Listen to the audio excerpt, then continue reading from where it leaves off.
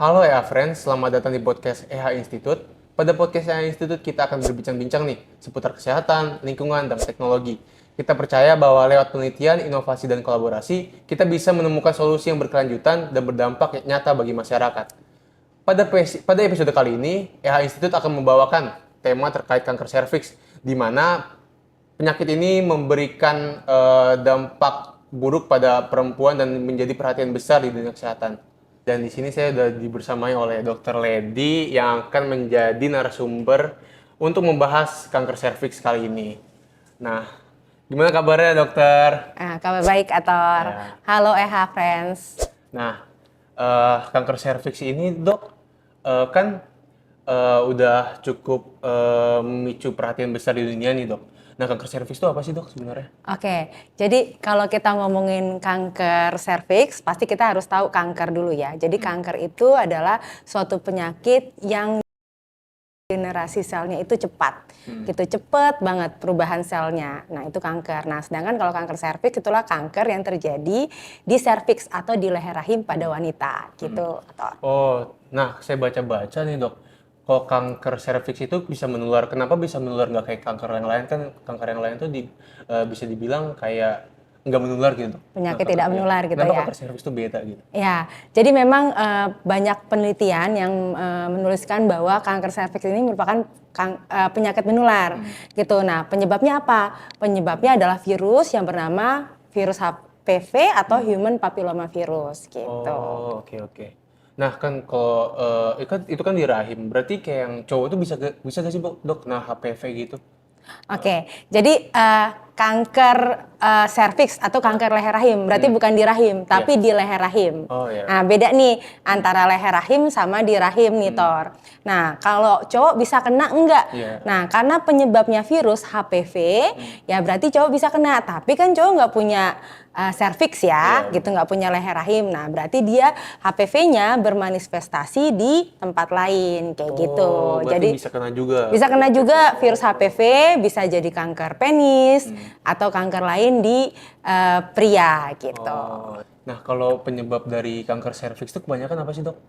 Ya, tadi penyebab kanker serviks itu virus HPV. Iya. Nah, HPV itu kan ada banyak ya. Jadi kalau yang paling banyak 70%-nya itu di tipe 16 dan 18. Gitu, HPV 16 18. Tapi jangan khawatir sih Tor. Karena sudah perkembangan teknologi yang baik gitu kan, vaksin juga semakin baik, sudah ada pencegahan kanker serviks dengan vaksinasi HPV Oh gitu. iya. Berarti kalau misalnya nih kayak perempuan pengen tahu dia tuh kena kanker serviks apa enggak. Nah itu metode screeningnya apa aja sih dok yang bisa dilakukan gitu? Ya, pertanyaan bagus nih Tor. Jadi memang untuk screening kanker serviks kita ada 3 yang sekarang ada di dunia. Yang pertama dengan IVA test, yang kedua dengan Pap smear, dan ketiga HPV DNA. Gitu. Oh ada 3 berarti dok. Ya. Nah, kalau dari ketiga itu yang paling sering digunain apa sih dok? Ya, yang paling sering digunakan kalau untuk massal itu adalah IVA test. Nah, IVA test itu tidak mendiagnosa penyakit kanker serviks ya, Tor. Jadi dia hanya melihat adanya perubahan pada leher rahim. Nah, kenapa sih digunakan paling banyak? Karena itu paling mudah, paling murah, paling efisien. Gitu. Jadi caranya cuma mengoleskan asam asetat atau kita bilang asam cuka ke permukaan leher rahim wanita gitu. Dengan kurang lagi 1 menit kita bisa lihat adanya perubahan. Kalau ada lesi putih di leher rahimnya, maka dinyatakan IVA-nya positif. Tapi belum tentu kanker serviks. Iya. Jadi harus dilakukan pemeriksaan lebih lanjut. Oh Gitu. berarti kayak pradiagnosis dari kanker serviks gitu? Iya, Oh. jadi kita bilang lesi prakanker serviks Iya. gitu. Kalau dari ketiga itu yang paling efektif tuh ada nggak sih dok ya? Ya, Gitu. jadi persentasenya itu dari 3 screening tadi ya memang berbeda-beda. Dari yang paling murah, paling gampang dengan sensitivitasnya rendah itu IVA test. Nah, kita juga punya HPV DNA.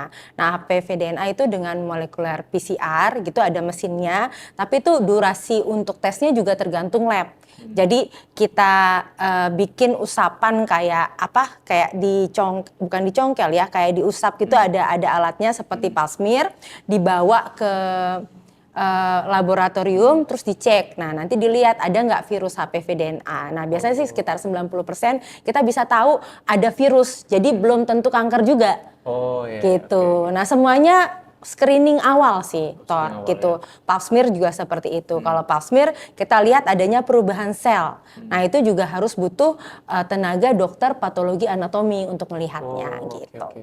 Kok misalnya nih dok, pas dites tuh, contoh pas lagi tes IVA itu positif. Nah itu yang terdiagnosis positif tuh harus ngelakuin apa sih dok setelahnya gitu? Oke, ya jangan khawatir pokoknya kalau terdiagnosa IVA positif. Seharusnya sih malah bersyukur. Oh iya ya, jadi nggak sampai ke kanker gitu. Iya, Karena itu kan lesi pradiagnosis. ya pradiagnosa atau lesi prakanker. Iya. Nah, biasanya kalau para ibu atau para wanita periksanya di puskesmas, nanti di puskesmas itu ada pengobatan untuk lesi prakanker dengan krioterapi. Gitu. Nah, nanti disuruh kontrol lagi, dicek ulang. Kalau sudah sembuh, itu biasanya bisa sembuh sih, Tor. Gitu. Kalau misalnya masih lesi putih. Berarti jangan tegang-tegang ya dok, kalau misalnya ketemu nih positif IVA test, nah gitu langsung aja dibawa ke puskesmas untuk di terapi ya. Untuk Ya, gitu. jadi bisa diterapi dengan krioterapi, gitu. Jadi tenang aja. Yang penting kalau IVA test itu, jadi gini, kalau screening tadi kan ada IVA test, ada pap smear, ada HPV DNA. Nah, kalau IVA test itu bisa dilakukan 1 tahun sekali. Gitu. Jadi kalau misalnya IVA testnya positif, kita krioterapi, udah sembuh, nah udah sehat lagi, terus nanti ngulang lagi aja setahun sekali di IVA test lagi. Iya. Gitu. Itu untuk IVA test. Nah, untuk pap smear 3-5 tahun. Oh iya. Gitu. Nah, untuk HPV DNA bisa lebih lama. Oke. Nah, oh ya aku ada ketinggalan nih dok, kalau faktor risiko orang yang kayak kena HPV tuh yang orang kayak gimana sih dok? Ya, Gitu. oke. Jadi virus HPV ini merupakan virus yang menular lewat hubungan seksual. Oh, iya. Nah, jadi pastinya kalau ada wanita yang punya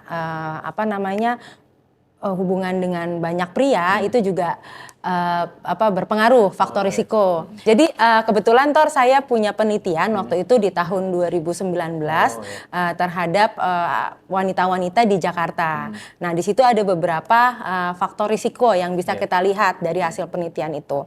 Nah, contohnya tadi dengan berganti-ganti pasangan, pasangan seksual ya. Terus kemudian dengan pertama kali memulai hubungan seksualnya itu di usia berapa. Nah, karena itu diasumsikan dengan leher serviks yang masih rentan atau yang masih muda gitu. Nah, itu juga. Terus kemudian atau yang sangat tua usianya, kayak gitu. Jadi ada beberapa juga faktor keluarga juga ada, terus imunitas tubuh juga ada, kurang olahraga juga ada gitu. Jadi banyak juga faktornya. banyak gitu. Jadi yang penting jaga pola hidup dengan sehat sih. Oh iya. Berarti kalau kanker tuh berarti dia juga bisa kayak keturunan juga dok? Bisa, tapi kalau kalau kanker serviks bisa dicegah tadi dengan vaksinasi. dengan vaksinasi. Ya, vaksinasi itu kan ada tiga macam vaksinasi HPV yang bisa buat mencegah 2 virus, 4 virus sama 9 virus kalau sekarang. Jadi bisa dipilih, semakin banyak ya semakin mahal. Nah kalau ngomongin vaksinasi, nah itu sebaiknya perempuan tuh vaksinasi kapan dok? Oke, jadi kalau untuk mencegah kanker serviks diupayakan untuk vaksinasi sebelum melakukan hubungan seksual. Oh oke. Gitu. Berarti Jadi nggak ada kayak ideal umurnya berapa gitu? ya kalau bisa sih di bawah angka 25 tahun gitu ya. Jadi di mana dia belum aktif melakukan hubungan seksual atau intinya sebelum melakukan hubungan seksual. Gitu. Jadi kalau vaksinasi HPV itu cuma sekali seumur hidup tapi dengan 3 dosis. Nah, kita juga di Indonesia punya vaksin HPV yang diberikan pemerintah secara gratis, Tor. Jadi anak-anak usia kelas 5 SD dan kelas 6. Jadi kalau anak-anak 2 dosis cukup. Oh, itu kalau vaksinasi itu kayak imunitas tuh kayak maksudnya vaksinasi itu sekali aja seumur hidup Ya, atau gimana? diharapkan seumur hidup tapi dalam beberapa dosis. Oh, oke. Gitu. Jadi kalau untuk anak-anak itu 2 dosis, diharapkan imunitasnya itu seumur hidup. Terus untuk yang wanita normal atau wanita itu 3 dosis, 0, 1, dan 6 gitu. Berarti itu yang pemerintah juga udah mendukung ya untuk vaksinasi HPV yang terutama untuk umur yang masih anak kecil ya dok? Iya, Nah, jadi usia sekolah, Oh, usia kelas 5 dan kelas 6. Oke. Nah, ini untuk penutup nih dok, ada pesan nggak dok untuk pendengar yang podcast ini terkait kanker serviks, baik itu perempuan atau laki-laki dok? Oke, ya terima kasih Ator. Jadi kalau misalnya satu wanita setiap 1 jamnya meninggal di Indonesia akibat kanker serviks, maka dari itu kita harus rajin screening, terus kemudian vaksinasi HPV dan jaga kesehatan dengan hidup sehat. Nah, itu pesan dari Dokter Lady kalau kita tuh jangan lupa untuk datang ke puskesmas untuk periksa IVA dan juga vaksinasi HPV di sekolah. Oke, kita cukupkan episode kali ini terkait kanker serviks. Terima kasih banyak Bu Dokter udah meluangkan waktu berbagi wawasan terkait kanker serviks hari ini. Dari obrolan kita tahu jadi deteksi dini dan vaksinasi HPV itu kunci utama untuk pencegahan kanker serviks. Buat Sobat EHA, semoga informasi ini bermanfaat dan bisa jadi langkah awal nih untuk menjaga kesehatan diri kita dan orang-orang terdekat kita. Jangan lupa untuk terus ikuti podcast EHA Institute ini untuk topik-topik menarik berikutnya. Sampai jumpa di episode berikutnya dan tetap jaga kesehatan kalian. Sampai Dadah.